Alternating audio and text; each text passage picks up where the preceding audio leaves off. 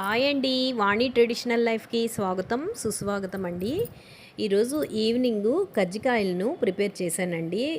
ఎంతో టేస్టీగా ఎంతో హెల్తీనిచ్చే చక్కటి రుచికరమైన కజ్జికాయలండి. ఇదే నేను ఫస్ట్ టైం అండి. ఇదివరకు ఒకసారి చేశాను, కానీ అవి కుదరలేదు. అప్పటికి నేను యూట్యూబ్ స్టార్ట్ చేయలేదండి. యూట్యూబ్ స్టార్ట్ చేశాక ఇదే ఫస్ట్ టైము.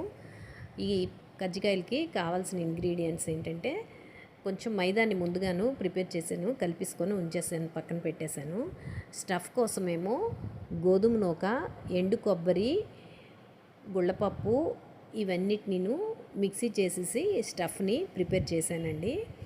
ఇవంతా చేసేసి కొబ్బరి అలాగే గుళ్ళపప్పు ఇంకా ఈ విధంగా బెల్లము ఇవన్నీ మిక్సీ చేసేసాను. మధ్యలోని ఈ స్టఫ్ని పెట్టేసి చిన్న చిన్న మనకి ఏ రకమైన డిజైన్ ఏదైనా లేదా ప్లెయిన్గానైనా ఉంచేసుకోవచ్చు. నేను సరదాగా స్పూన్తోని అలాగా, నాకు ఫార్క్ దొరకలేదు, స్పూన్తోని చిన్న డిజైన్స్ చేసేసాను సరదాగాను. మా పాపకి ప్లెయిన్ కంట చిన్న డిజైన్స్ పెట్టమంటుంది, అంచేత తన కోసం అనేసి అలాగా ఏదో సరదాగా చేసేసానండి. అయితే ఈ స్టఫ్ అనేది బయటికి రాకుండాను మనము ఈ చపాతీ మాదిరిగా ప్లెయిన్గా రుద్దేసిన తర్వాత స్టఫ్ పెట్టినప్పుడు వాటర్ని పెట్టి మనము ప్రెస్ చేసేసామంటే అది బయటికి రాదండి. మనం నూనెలో వేసిన తర్వాత బయటికి రాకుండా నీట్గా ఉంటుంది. అచ్చుపరంగానైనా మనం వేయించేసుకోవచ్చు.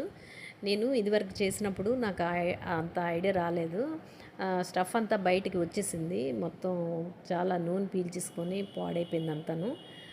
సో ఈ విధంగాను వాటర్ పెట్టడం వల్ల నీట్గా వస్తుంది. కజ్జికాయలు రెడీ. చాలా టేస్టీగా ఉంటాయండి ఇవి. నా వీడియోలు కనుక నచ్చినట్లయితే